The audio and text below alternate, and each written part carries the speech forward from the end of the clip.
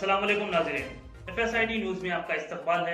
मैं मोहम्मद फारूक। पढ़ते हैं आज की ताज़ा खबर। SS dental care multi speciality and implant centre doctor Salim Malik की जानिब से रोजाना फ्री चेकअप। टाइमिंग सुबह 11 बजे से रात 8 बजे तक। Sunday also open. यहाँ पर implant with teeth in 3 days, laser treatment, Hollywood smile design, flexible denture व दीगर ट्रीटमेंट किए जाते हैं। SS dental care, clock tower beside Rahmat Masjid, HR complex, first floor, SBI main branch road, Mahbubnagar. मुस्लिम की भी उसमें भी अच्छे लोग हैं। मैं BRS की भी कदर करता हूँ, उसमें भी अच्छे लोग हैं। चंद मेंढक है पार्टी में, हर पार्टी में रहते हैं। वो कांग्रेस में भी है, वो TRS में भी है, वो जो है ना MIM में भी है। चंद अपने जेब गर्म करने के लिए ऐसे नौजवानों को ये लोग चाहते हैं कि आपकी आवाज बल्दिया तक ना पहुंचे। अगर आपकी आवाज उठाने वाला अगर बल्दिया तक जाएगा तो इनके चक्के पूरे बाहर निकलेंगे। तो ये लोग दबाना चाहते हैं। मैं जुमा के दिन तकरीर करा मस्जिद सात बिन मास, तो वहां पर साजिश कर करंट को निकाला गया। और इसके बाद आज भी परमिशन के लिए मैं जब गया, अरे दीवानो तुम मेरे पीछे जो लगे हो, मैं बच्चा नहीं हूँ, बहुत बच्चा हूँ, तुम लोग समझो। अभी तुम मेरे को नहीं समझ सकते। तुम मेरे घर की तुम मेरे घर की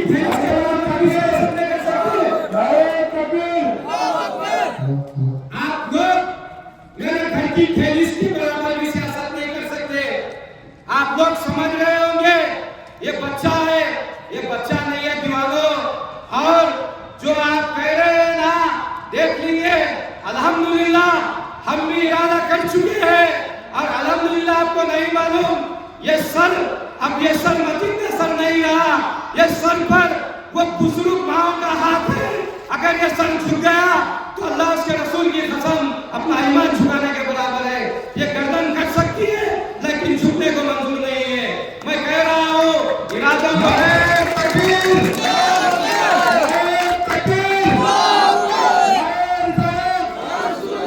अपने इरादों को मजबूत रखो, अपने इरादों को मजबूत रखो।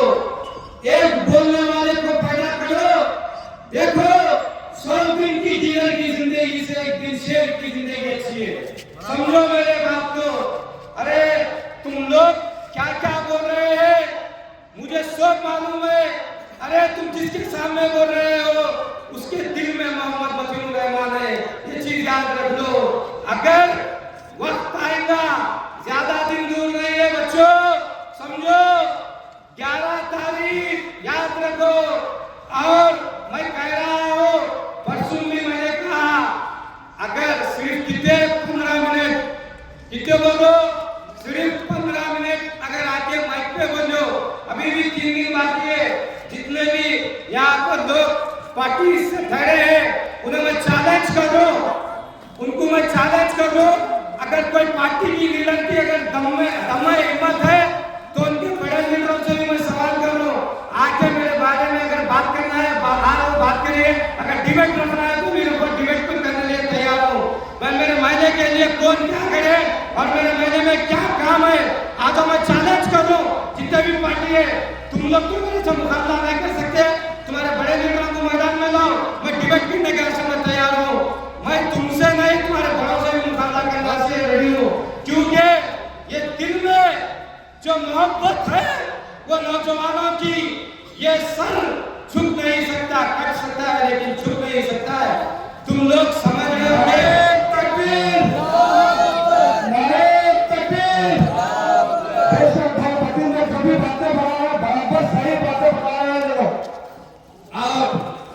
मेरे नौजवानों, यहाँ मैं जब रैली में निकल रहा हूँ तो आप लोग देखो देखो कौन आया, शेर आया, ये नारे मतलब ये नारे से मैं सख्त परहेज कर रहा हूँ।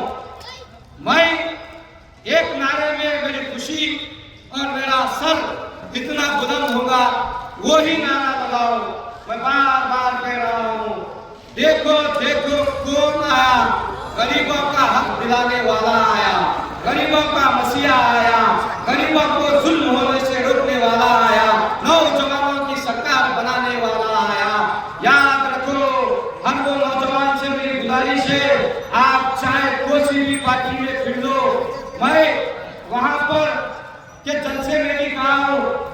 इलेक्शन एक मैच है, ये इलेक्शन एक मैच है, सुबह उठ के सूरज देखने का है।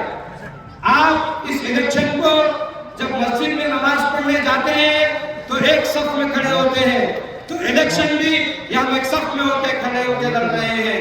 ये सोचो फिक्र रख के इलेक्शन लड़े, लेकिन ये जरूर मुखालिफत करूंगा मैं, क्योंकि हकदार वही है जो आपके बीच में रहता है, उसी को वोट देना चाहिए।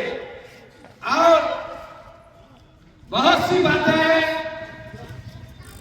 लोग आपके दरमियान में बहुत बातें कहेंगे कि बिक जाएंगे, हट जाएंगे, सुन लो, मिट जाएंगे, कट जाएंगे, लेकिन हटेंगे नहीं, इदारे हक से मुंह नहीं फेरेंगे।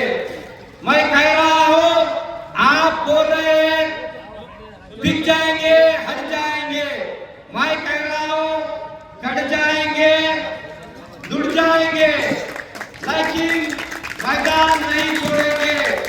और हम निकल चुके, और ये मतीन किसी से डरने घबराने वाले का नाम नहीं है, क्योंकि ये अज़म इरादा तुम समझ रहे होंगे, ये सियासी मैदान से हुआ है।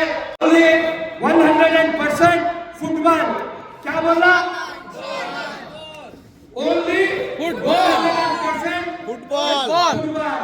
क्योंकि मेरा जो इरादा है, मैं हमारे मजीद साहब से गुजारिश करता हूं कि वो शहर पर तशरीफ ला। मजीद भाई से तो मेरी बात सुने, मुझे मालूम है, क्योंकि आज ये जो जलसा है, भाई कुछ नहीं पूछे तो मैं तुझे एक चीज पूछूं, मैं आपसे नाराजगी में नहीं पूछ रहा, आपके घर ये लोग आए तो एक जलसा कराएंगे, मेरे सवालों का जवाब दो। एक जलसा क्यों नहीं हो रहा अपोजिशन का? मेरा सवाल है, क्योंकि ये लोग के पास काम नहीं है मेरे भाइयों। आज मैं इतनी देर से बोल रहा हूं, आप समझ रहे होंगे, अल्हम्दुलिल्लाह ये अल्फाज जो निकल रहे हैं, कोई फोन पर देखकर नहीं या कोई पेपर पर देखकर नहीं, ये खिदमत खल्क की ज़बान है, ये अल्लाह उसके रसूल के गुलाम की ज़बान है। जब मैं बोलता हूँ तो जब ये ज़बान में जारी होते हैं, ये मेरे अल्लाह की देन है जो इस फकीर को नवाजा है। समझो मेरी बात को, क्या आपके महीने में कितने गरीब लोग को इंद्रमाइन हुआ है? मेरा सवाल, कितने लोग को गुज़िश्ता दिनों में डबल बेडरूम मिला? मेरा सवाल, कितने लोग को बेवा पेंशन अभी भी नहीं आ रहा? मेरा सवाल, कितने लोगों को बच्चों को स्कॉलरशिप क्यों नहीं मिल रही? कितने लोगों को राशन कार्ड क्यों नहीं मिला? कितने लोगों को गलियों में छोटी छोटी रोडें क्यों नहीं बनी? कितने लोग के घर के सामने से गंदा पानी जा रहा है? और एक मसला बोलो, और फिक्र से सुने, खास तौर से मैं चंद घर के नाम लूंगा, नाराज नहीं होगा, मैं एक इशारा दे रहा हूँ, ये इशारा कर रहा हूँ जो हमारे मुफ्ती साहब है और हमारे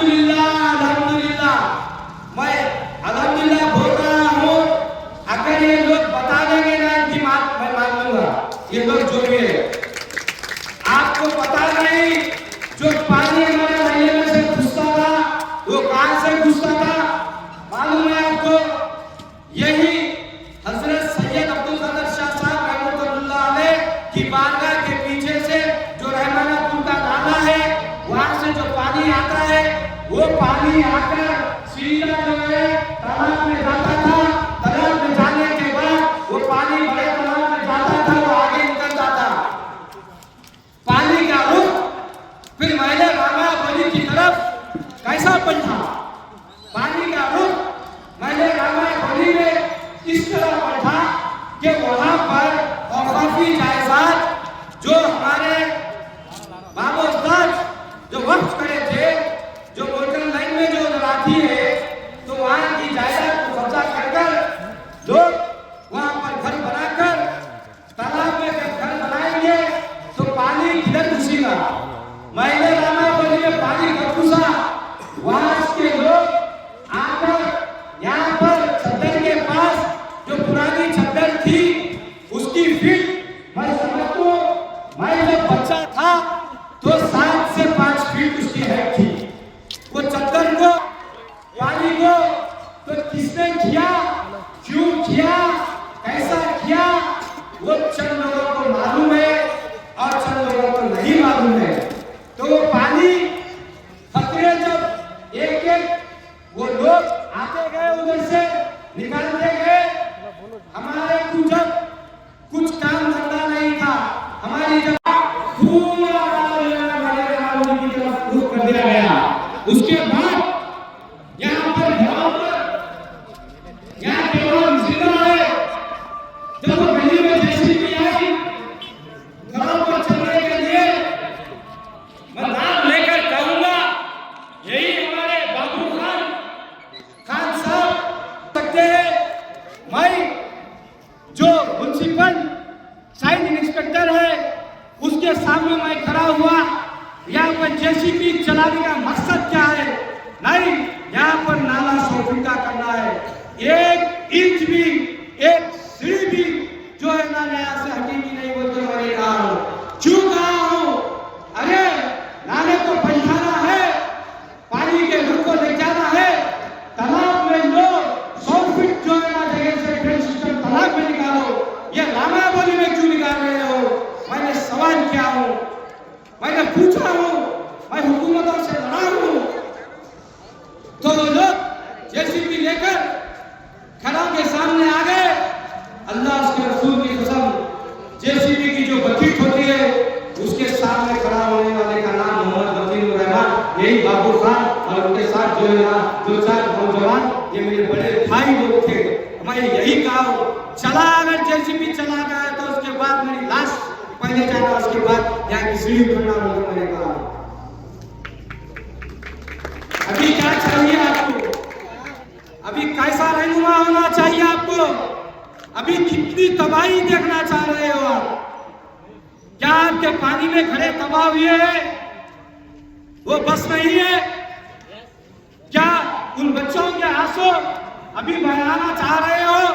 एक बच्चा मुझे कहता है भैया मेरी जिंदगी खराब हो गई। मैं पूछा किस बारे में खराब हो गई।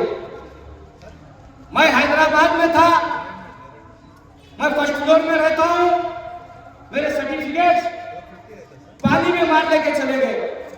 अब मैं क्या करूंगा, तो बच्चा मेरे सामने गया। बताओ अभी क्या तबाही चाहिए।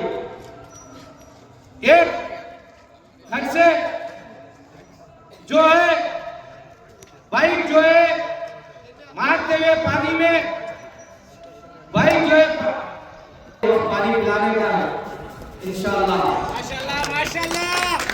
अभी भी समझो मेरी बात को, इंशाअल्लाह ताला जब यहाँ की अबू बकर मस्जिद की अज़ान होगी, तैयार की अज़ान होगी, इधर तैयार आपको। आप हमारा ये वीडियो YouTube पर देख रहे हैं तो सब्सक्राइब करना ना भूलें और बेल आइकन दबाएं। और अगर आप हमारा ये वीडियो Facebook पर देख रहे हैं तो पेज को लाइक करें और फॉलो करें।